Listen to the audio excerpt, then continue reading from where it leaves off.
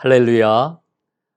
은총의 숲 성경 통독 17번째 날입니다. 오늘 우리가 읽을 성경 말씀은 여호수아서 13장부터 24장까지 말씀이 되겠습니다. 오늘 우리가 읽을 내용은 이스라엘 백성들에게 땅을 분배해 주시는 이와 같은 내용입니다. 하나님께서는 12지파에게 땅을 분배해 주셨고요. 이 모든 것을 마치고 이제 여호수아는 마지막 권면의 말씀을 남기게 되지요. 자, 오늘 말씀을 보면은 13장부터 22장까지는 기업을 분배하는 그러한 기록이 지금 나와 있고요. 그 다음에 23장, 24장은 이제 여호수아의 마지막 고별 설교가 되겠습니다. 자, 여러분 오늘도 한번 지도를 먼저 좀 보도록 하겠습니다. 자, 이 지도는 어떤 지도냐 하면은 이스라엘 12지파가 땅을 분배받은 이와 같은 그런 그 내용을 그려놓은 지도가 되겠습니다. 자, 한번 저하고 찾아보도록 하겠습니다.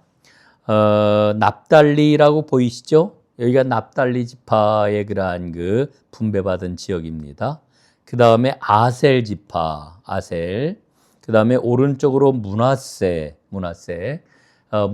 초록인데요.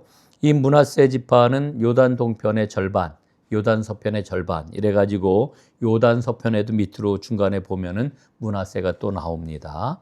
그 다음에 중간에 므낫세 중간에 보면 수불론 보이시죠? 수불론 그 밑에 이사갈이 나오고요. 자, 이 므낫세 밑에 이제 에브라임이 보이실 겁니다. 에브라임, 그 다음에 갓, 그 다음에 단 지파, 그 다음에 베냐민 지파, 그 다음에 루벤 지파, 그 다음에 쭉 밑으로 내려오면 유다 지파가 있고요.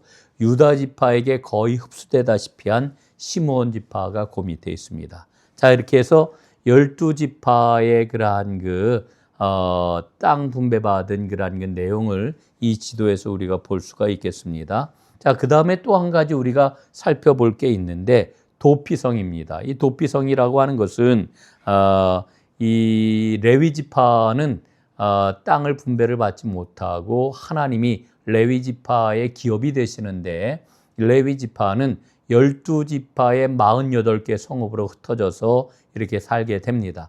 그 48개 성읍 가운데에서 이제 6개의 그런 그 성읍을 하나님께서는 도피성이라고 이렇게 이름을 붙여주시고 여기에 우연히 사고로 사람을 죽인 사람을 보호해 주시는 이와 같은 은혜를 베푸셨지요. 자, 도피성을 한번 보겠습니다. 요단 동편에 3개, 요단 서편에 3개 이렇게 되는데, 자, 맨 위에 납달리 밑에 보면은 게데스가 있죠. 게데스. 그리고 중간으로 쭉 내려온 므낫세라고 한데 에브라임 위에 세겜이라고 있죠. 이 붉은 그 성읍들이 다 도피성입니다. 그리고 헤브론에 도피성이 있었고요. 요단 동편으로 가면은 므낫세 밑에 골란이라고 있습니다. 그리고 그 밑으로 보면은 길르앗 라못이 있고 그 다음에 베셀이라고 하는 것이 아랫부분에 있습니다. 이렇게 해서 6개의 성읍이 도피성이었다 이렇게 이야기할 수가 있겠습니다. 자, 그러면은 기업 분배에 대해서 좀 살펴보도록 하지요. 13장입니다. 13장에는 요단 동편의 그러한 그 분배에 대한 이런 말씀이 기록이 되어 있습니다. 여러분 우리가 지금 기억해야 될 게 있는데 정복 전쟁을 벌이기 전에 하나님께서는 이스라엘에게 할례와 유월절을 행하라. 그런 다음에 정복 전쟁을 수행하게 하셨습니다. 기업을 분배하셨는데 사실은 앞에서도 말씀을 드렸습니다마는 가나안 땅을 다 정복하지를 못했어요. 미완의 정복이었는데도 불구하고 하나님께서는 믿음으로 기업을 분배하라 이렇게 명령을 하십니다. 자, 14장 말씀을 봅니다. 14장에는 그 유명한 이 산지를 내게 주소서라고 하는 여러분 복음성가 다 알고 있는데 갈렙 이야기가 기록이 되어 있습니다. 갈렙이 이제 그 제일 어렵게 여겨지는 헤브론 산지를 본인이 이제 정복을 하겠다고 자원해서 나서는 이와 같은 모습을 보게 됩니다. 이때 갈렙의 나이가 몇 살이었느냐 하면은 85살이었다고 이렇게 이야기를 합니다. 그러니까 이게 참 보통 일이 아니에요. 나이 많이 먹은 백전노장의 그러한 그 장수 갈렙이 이와 같은 용감한 모습을 보이지요. 그런데 사실 갈렙의 그러한 그 모습을 우리가 보게 되면은 그는 가나안 족속 가운데 한 사람이었습니다. 정통 유대인이 아니었다. 잡족 가운데 한 사람이었다. 이렇게 생각을 하시면 되겠습니다. 그럼에도 불구하고 그의 충성스러운 그 모습을 보고 이 갈렙이 나중에는 유다 지파에 속하게 되는 이와 같은 역사가 일어나게 됩니다. 자, 이제 15장 말씀을 보겠습니다. 15장에 보면은 유다의 그러한 그 기업에 대해서 기록이 되어 있는데 유다 자손은 남부 지역을 이제 땅을 분배받게 되지요. 그때에 기럇 아르바라고 하는 이와 같은 땅을 분배받는데 이게 나중에 이제 헤브론이라고 하는 이와 같은 지명으로 이름이 바뀌게 됩니다. 그리고 여부수족이 살고 있는 예루살렘 땅도 분배를 받는데 사실은 예루살렘은 그 당시에 제대로 이게 뭡니까? 정복을 못하였고 나중에 다윗 왕 때에 정복을 하게 되는 이런 역사가 이루어졌습니다. 자, 16장부터 17장 13절까지의 말씀을 보면 요셉의 기업에 관한 기록이 나와 있는 것을 보게 되는데 요셉 자손은 두 지파의 몫을 이제 분배를 받습니다. 왜냐하면은 요셉의 큰아들 므낫세, 요셉의 작은아들 에브라임 이들이 아주 굉장히 큰 지파가 되어가지고 많은 것을 이제 분배해달라고 하는 이와 같은 요셉 지파의 그런 그 불평이 기록이 되어 있는 것을 봅니다. 이들이 특권의식을 가지고 있었던 게 분명합니다. 이런 그 특권의식을 놓고 여호수아는 뭐라고 이야기를 했느냐 하면은 큰 민족답게 너희들 삼림으로 가서 스스로 개척해라 하는 그러한 그 이야기를 들려주는 것까지도 우리가 보게 되지요. 자, 18장과 19장입니다.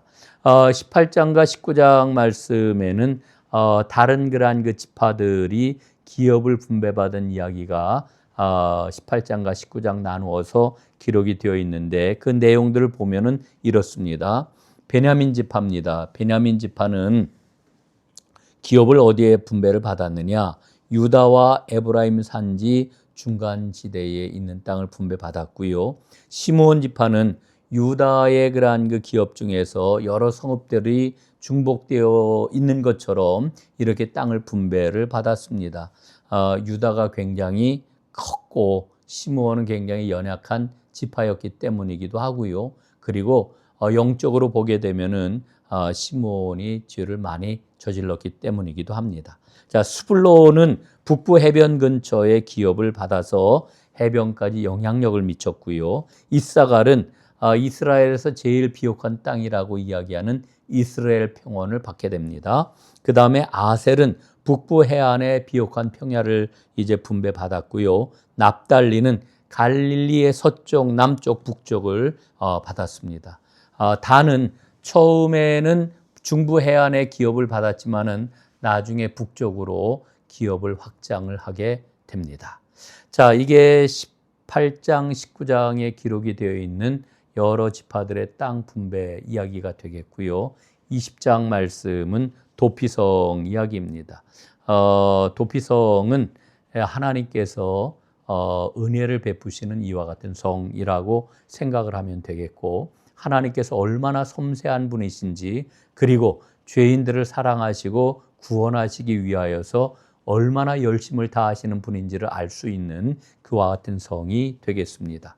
21장에는 레위의 기업에 관한 말씀이 기록이 되어 있는데 앞에서도 말씀드렸죠. 레위인의 기업은 누구라고요? 바로 하나님이십니다. 하나님. 그래서 레위인들에게는 12지파에게 속한 48개 성읍을 지정을 해가지고 그 성읍에서 레위 지파들을 살게 해주셨고 그 성읍 가운데 동쪽에 3개, 서쪽에 3개 해서 6개의 도피성을 하나님께서는 만들어 주셨습니다. 왜 레위 지파가 사는 성에다가 도피성을 만들었을까? 바로 레위 지파가 재판장 역할을 해야 되었기 때문입니다. 자, 22장을 봅니다. 22장에는 굉장히 긴장, 일촉즉발의 그러한 그 긴장이 가득한 이야기가 기록이 되어 있는데 이 동편 지파들이 가나안 정복 전쟁을 마치고 자기들의 본래 분배받았던 동쪽으로 다 이제 건너가면서 이제 제단을 하나 세우게 됩니다. 경계에다가. 이 제단을 세웠을 때에 오직 중앙성소만을 두게 하신 그런 그 하나님의 말씀에 위배되는 것이라고 해서 이제 다른 지파들이 들고 일어납니다. 또 다른 그런 그 제단을 만들고 그 옛날 우리가 잘못했던 것처럼 너희들도 잘못을 범하려고 하느냐, 이래서 전쟁이 일어나려고 했는데 이때에 이것은 화평의 제단이다, 그리고 하나님의 은혜를 기억하는 제단이다, 이렇게 잘 수습이 됨으로 인해 가지고 넘어가게 되지요. 자, 23장 24장입니다 23장에서 여호수아는 이렇게 마지막 고별 설교를 하면서 당부를 합니다.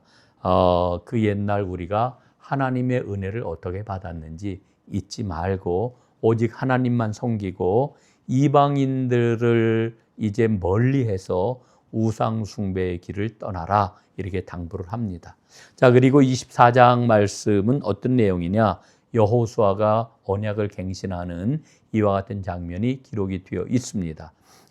그 고별 설교를 한 세겜 땅에서 언약 갱신을 하게 되는데 이 세겜에서 언약 갱신을 했다라고 하는 것은 굉장히 뜻깊습니다. 왜냐하면 첫 번째, 아브라함이 가나안에서 처음으로 거주했던 곳이 바로 세겜입니다. 두 번째는 축복과 저주를 선포한 곳이기도 합니다.